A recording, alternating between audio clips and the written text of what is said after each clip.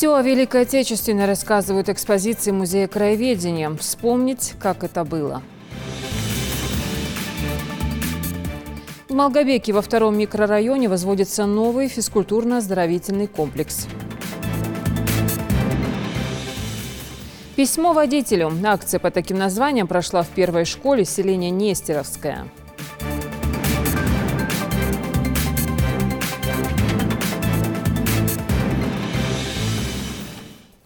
Это новости 24. Здравствуйте.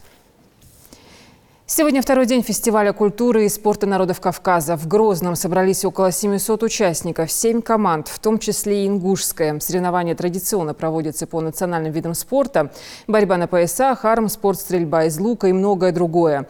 Накануне состоялось торжественное открытие Кавказских игр. Были организованы национальные подворья. Подробно обо всем Жаридат Халухоева. Этот фестиваль, по сути, самая крупная площадка на Северном Кавказе, где встречаются представители разных народов, не только чтобы посостязаться в традиционных видах спорта, но и показать свою культуру. В национальном подворье Ингушетии широкой публике представлены экспонаты самых разных жанров. Роза Тангиева, например, продемонстрировала ремесло ручного ковроткачества. Есть вот маленькие сувенирные флажочки, я их довязала к этому фестивалю. Вот. А так и мастер-класс, как обычно я всегда везде даю, вот мастер-класс даю, ну и вот мои работы. Организаторы ингушского подворья в лице Министерства культуры республики главный акцент сделали на воссоздание средневекового быта ингушей. Помимо прочего, здесь представлены экспонаты из Государственного музея изобразительных искусств. Это фондовские наши работы. Здесь мы сегодня выставляем работу Албогачиевой Мадины. Это средневековый костюм, традиционный костюм. Это Гапархоева Хади, традиционные национальные костюмы, мужской и женский. Также работы мастеров по декоративно-прикладному творчеству. Это Хамчиева, Юсупа, Кариева, Магомеда. И также работы Мурзабекова, Магомеда. Рассказывают о нашем быте и изделия Юсупа Цурова, будь то рисунок на сплошном холсте или выжженная из глины скульптура. В его работах отображается отличающийся ото всего ингушский колорит. Как именно его воссоздать, художник учит и гостей фестиваля. Впрочем, такие мастер-классы проходят на всех подворьях. Например, казаки из Ставрополя показывают, как делать поделки из глины. Это неповторимая работа, потому что она индивидуальная всегда игрушка. Каждая игрушка несет в себе характер. От того, с каким ты характером будешь делать игрушку, такая она и будет. Игрушка наша уже существует 20 лет. Самая первая игрушка у нас изображена здесь на нашем подиуме, можно сказать. Дело в том, что мы создали игрушку путем чего? Изучая народный промысл России. Это росписи и те глиняные игрушки народные центральных областей России, как Дымковская, Каркопольская, Филимоновская игрушки. И на базе этих, уже можно сказать, методик, да, мы создали свою игрушку. Работать с глиной, но уже на гончарном круге учат и дагестанские рукодельницы. Один из немногих регионов на фестивале, где обучают ходьбе по канату и резьбе по дереву. Магомед Алиев – ремесленник в 4-м поколении. Мастер создает уникальные вазы, тарелки и многое другое из инкрустированной древесины. У нас уникальное ремесло, которое зародилось именно в Дагестане, именно в аварском селе Унцукуль. Орнаментальная инкрустация металлом по дереву. Вот ценные породы деревьев, абрикос, дикая груша, грецкий орех, а туда забивается мельхиор, вот такой сплав, серебра из оловой меди. Потом все полируется, красится бордовой морилкой и 7 слоев лака. Если цвет натуральный, вот как вот здесь представлено, видите, это бук, оставляем натуральный цвет, как есть. Здесь подсвечники, карандашницы, вазы, трости наши традиционные, кинжалы, сабли. По соседству располагается подворье Карачаево-Черкесской республики. Здесь также представлены художественные картины, предметы быта, керамика и другие работы мастеров декоративно-прикладного искусства. Еще мы привезли мастера музыкальные инструменты. У нас делают, есть мастера Ашибоков Азамат, он делает вот такие хорошие инструменты. Мы привезли кузнечные мастера, 2 брата, Тамазовы, Каншава и Мурат. Они кузнецы, тоже хорошую выставку привезли. Вышивка бисером, наши девчата очень хорошо вышивают. Фестиваль культуры и спорта народов Кавказа традиционно любим жителями субъектов СКФО и с каждым годом принимает все больше гостей из других российских регионов. Идея проведения игр изначально появилась у нас в Ингушетии, но теперь фестиваль поочередно проходит во всех регионах Северного Кавказа. В этом году их вновь принимает Чеченская Республика на правах победительницы прошлого года. Его официальная часть начинается с парада команд-участниц. На стадионе команда Республики Ингушетия. На открытии 10-го фестиваля «Кавказские игры» все как на международных соревнованиях. Свой флаг, гимн и факел призваны зажечь священный огонь. Горит священный огонь. Звучит гимн фестиваля. На торжественной церемонии также выступили лучшие творческие коллективы 7 субъектов СКФО. Всего в выступлениях участвует около 500 артистов. Искусство исполнения ингушского национального танца продемонстрировал государственный ансамбль «Ингушетия». Ежегодно в Кавказских играх принимают участие свыше 700 участников. Соревнования проводятся по национальным видам спорта. Армспорт, борьба на поясах, передвижение на ходулях, стрельба из лука, прыжковое двоеборье, лазание по канату, силовое троеборье, поднятие тяжести, перенос тяжести на дистанцию, мини-футбол, перетягивание каната. Сегодня стартовала соревновательная часть фестиваля. Более 350 спортсменов из всех регионов Северного Кавказа борются за награды в 12 видах спорта. Ингушетию на фестивале представляют 39 спортсменов во всех заявленных дисциплинах. Жардат Хулхоева, Тамерлан Хамхоев, Исмаил Гатагажев. Новости 24. Подвиги героев бессмертны. Знакомить жителей региона с подробностями событий 40-х, рассказывать об отважных бойцах и мужественных работников тыла. Да и просто о тех людях, которым довелось увидеть и пришлось противостоять всем ужасам войны. Одна из важнейших задач сотрудников Музея краеведения. Они с этим справляются на ура. Накануне именно этот храм памяти занял 4-е место во всероссийском конкурсе на лучшую экспозицию о Великой Отечественной. Идрис Ижиев расскажет. Документы, письма и награды – самое ценное воспоминание о страшных событиях Великой Отечественной. На одном стенде подробности сражения за жизнь длиной 873 дня. Экспозиция блокадного Ленинграда. На другом снаряды, унесшие не одну сотню жизней. На выставке, приуроченной к 75-летию Великой Победы, каждый сможет окунуться в те нелегкие 40-е. Вклад нашего народа в победу бесценен. Ингушские бойцы уходили на фронт одними из первых. В бой рвались без оглядки на свою жизнь. Главное было побороться за отчизну и отстоять ее интересы. Уходили на фронт кварталами. Из семьи уходили не по несколько человек. Наравне с нашими мужчинами воевали наши женщины.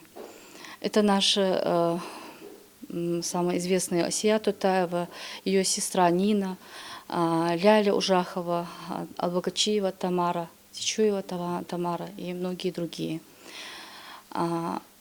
Уходили на фронт единственные сыновья. Мне бы хотелось сегодня рассказать про Адальгерея Мальсагова.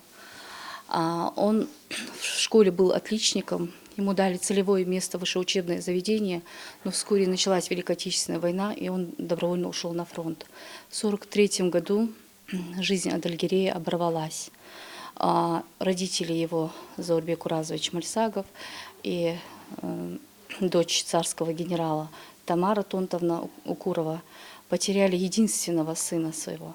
Особое почетное место в музее занимает выставка «Подвиги героев бессмертны». Экспозиция начинается со стенда «Защитники Брестской крепости». Именно с этой цитадели берет начало Великая Отечественная война. В начале Великой Отечественной войны, первые дни, самолеты наших противников, они летали слишком низко.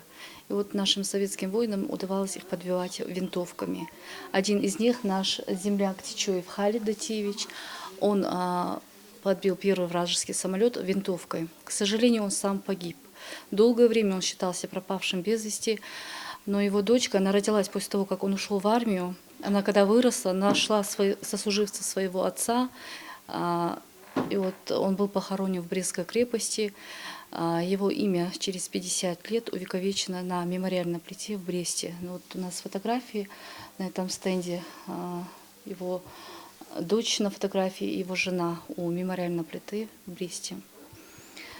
Ну и совсем недавно увековечили еще одно имя нашего земляка. Это Исмурзиев Бесултан Сельмурзиевич. Он тоже погиб в первые дни войны. Отдельно хочется заострить внимание на оружии. Снаряды, винтовки и штыки были боевыми товарищами каждого солдата. Здесь представлено все снаряжение, благодаря которому добывалась победа в той кровопролитной войне. Один из самых интересных экспонатов этого музея – это старинный немецкий рояль. Этот старый немецкий рояль первый царский генерал Бануху Базоркин подарил своей дочери на приданое. И от матери рояль достался участнице Великой Отечественной войны Асия Тутаевой. Нам передал в дар музею Идрис Базоркин. Асия Тутаева, она окончила Северокавказский университет, факультет медицинский. Позже она поступила в аспирантуру Ленинградского института, успешно окончила, она добровольно ушла на фронт. В 1943 году ей присвоили звание майора медицинской службы. В 1944 году она оказалась в окружении немцев, и чуть позже она была повешена вместе со своими медработниками немцами. С каждым годом мы все дальше от тех страшных событий. Наша главная задача – не забывать самим и не дать забыть подрастающему поколению о подвигах наших героев. Идрис Ижиев, Ахмед Гандаров, Новости 24. Борьба, бокс, карате, самбо, игра в мини-футбол – все это станет доступным на территории нового физкультурно-оздоровительного комплекса в Малгобеке. Он возводится по линии Роснефти. Одновременно здесь смогут заниматься около 500 человек. Репортаж Зелимхана Калоева. Каждый вечер эти подростки проводят здесь, на импровизированном футбольном поле. Отдых с пользой для активной молодежи – норма, так что жители второго микрорайона с нетерпением ждут открытия физкультурно-оздоровительного комплекса. Местные ребята и без того заявляют о себе на всероссийских и республиканских турнирах. А с введением в эксплуатацию нового соцобъекта количество призовых мест, как и самих участников, увеличится втрое. Мне он очень нравится. Я ходил в Сагапчи, дзюдо, и я хочу тут ходить в фок, мини-футбол. Мне очень нравится этот фок, который строится.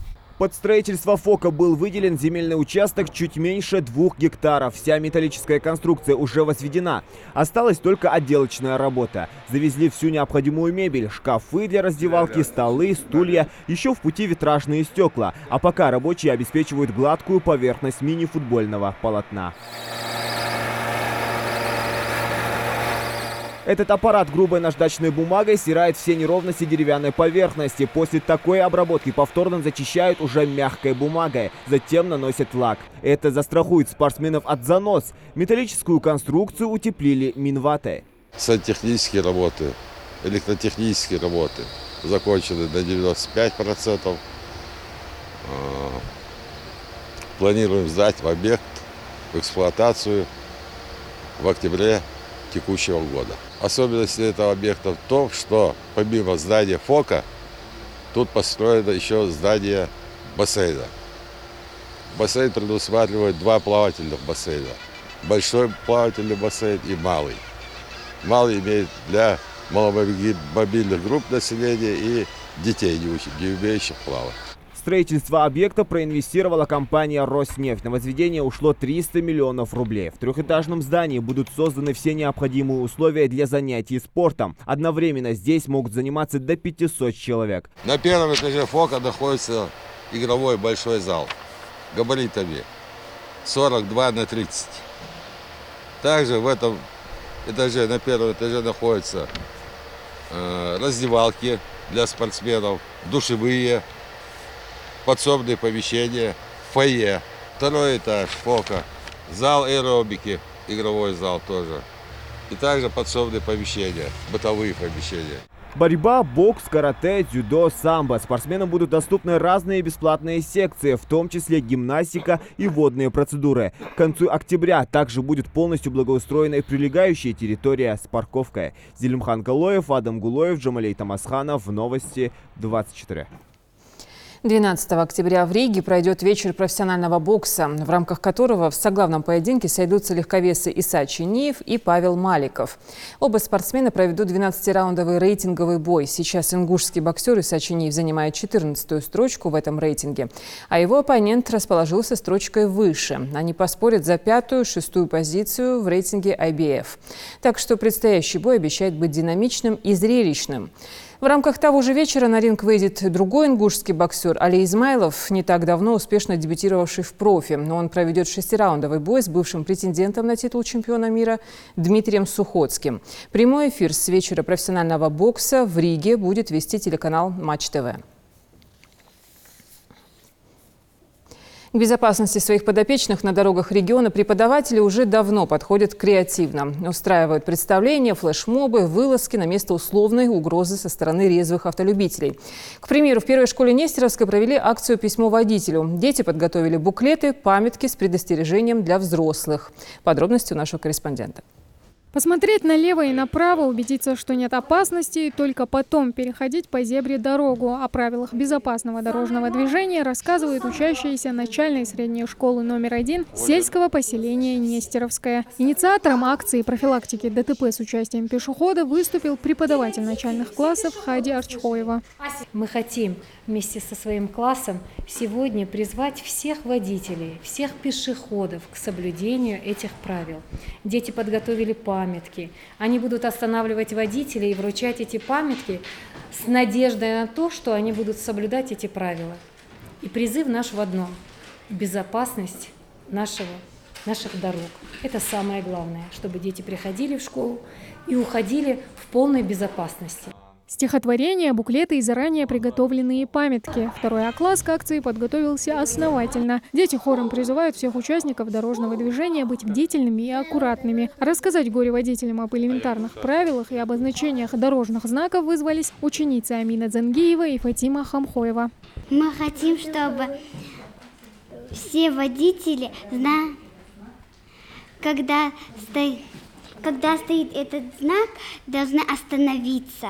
30 учащихся 2 А-класса вместе с классным руководителем в праздничном настроении дружной колонной выходят на пешеходный переход рядом со школой, показать на деле приобретенные знания.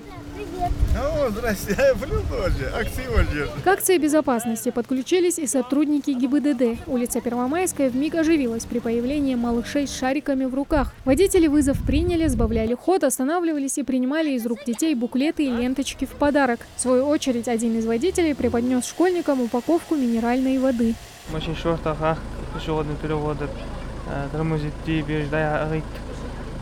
Правила дорожного движения соблюдать.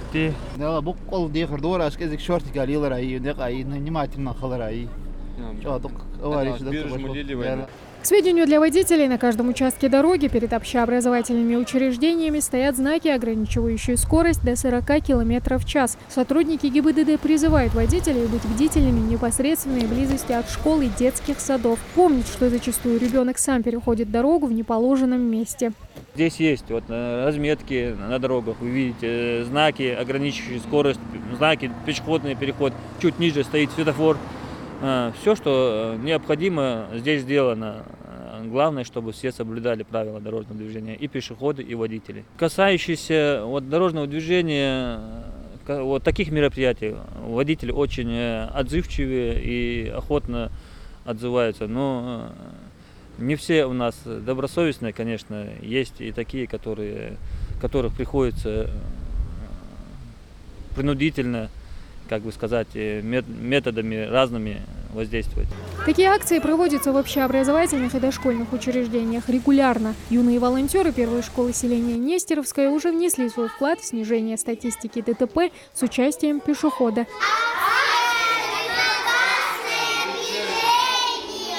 Тамара Шагульгова, Адам Мережков, Новости 24.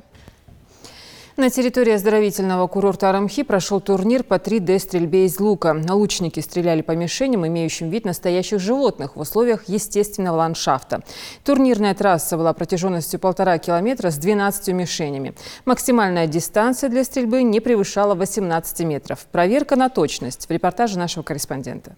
Первый республиканский турнир по 3D-стрельбе из лука собрал больше 20 участников. У каждого свое особенное оружие. Стрелки знают, что именно в нем половина успеха. На тех мишенях, рубежах, где есть по 2 мишени, стреляете вы так, что выбираете одну правую или левую, или судья назначает вам, ты правый, ты левый, и все остальные двойные мишени вы должны стрелять только одну, или правую всегда, или левую всегда. Последний инструктаж и можно начинать. В каждой команде по 6 человек. Настрой боевой. Стрелки ставят перед собой только одну цель – победить. Джабраил Барахоев недавно уже участвовал в подобном турнире. Конкуренции с опытными лучниками не боится и намерен принести своей команде первое место.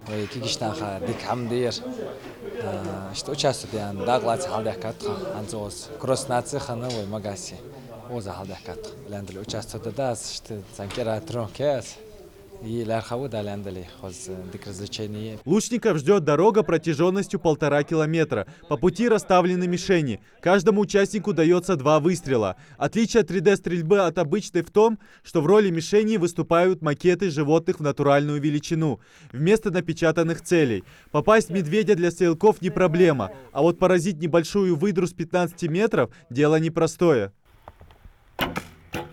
Чем сложнее, тем интереснее, признается Ахмед Тохов. Он главная надежда команды «Денал». Стрельбе из лука Ахмед уделяет много времени. Сегодня он решил продемонстрировать свои умения публике. В данный момент мы находимся рядом с мишенью крыса, да, в котором мы только что уже постреляли. Надо сейчас до следующей мишени идти. Как ты оцениваешь свои показатели? Ну, на самом деле, я мог бы лучше, но сейчас... как будто бы не в форме, на самом деле. Это уже 3-я точка. Пока что команды идут ровно. Цена ошибки велика, поэтому участники максимально сконцентрированы. Не целясь, стрелять на интуицию, тратя минимум времени. Техника стрельбы Магомеда Евлоева. Пока его особенный метод приносит свои плоды. Прошли сейчас 3 этапа. Это медведь, бобер и утка. Результатом я, конечно, недоволен, но тренировка получается намного лучше. То ли волнение играет, то ли... Ну, первый раз участвуем в таких соревнованиях, масштабных соревнованиях в нашей республике. Но результат пока средний. Все спроектировано и организовано на хорошем уровне. Цель турнира – приобщить людей к стрельбе из лука и просто хорошо провести время на природе. Люди проходят препятствия именно в подъемах. У нас турнирная трасса на 1,5 километра. И каждые 100 метров ставится мишень. Вот, например, сейчас мы стреляем в козла. На козле бывает такое специальное отверстие, где есть точки очков, которые можно зарабатывать при помощи выстрелов. И вот суть в том, что здесь все происходит в условиях естественного ландшафта и в природных условиях, как видите, сегодня дождь. Но это не помешало нашим лучникам все-таки прийти и показать хорошие результаты. Как только все точки будут пройдены, рефери подсчитают очки и выявят команду победителей. Триумфаторов ждут грамоты и ценные призы. Идрис Ижиев, Магомед Даскиев, Новости 24. Следите за новостями на канале Ингушетии. До встречи в эфире.